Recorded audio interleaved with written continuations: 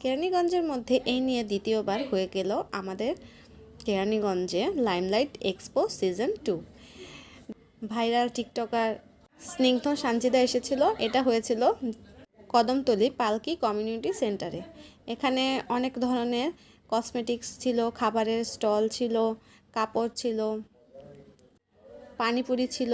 এখানে 5 রকমের টক ছিল।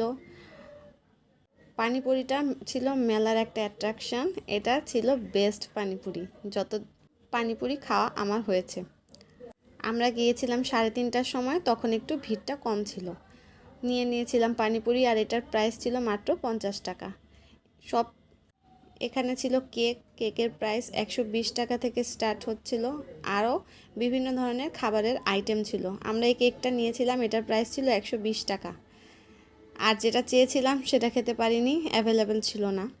অনেক রকম কেকের ভ্যারাইটিস ছিল, দেখতেই পাচ্ছেন। ছোট ছোট উদ্যোক্তাদের জন্য এটা একটা বিশাল কিছু।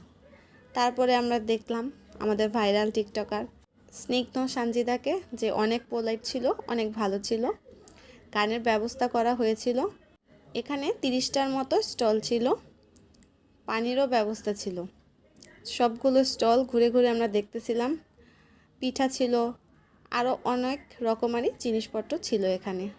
মোম থেকে শুরু করে হোমমেড অনেক অনেক জিনিস ছিল। হাঁসের মাংস, ভুনা খিচুড়ি এসবও ছিল, দেখতেই পাচ্ছেন।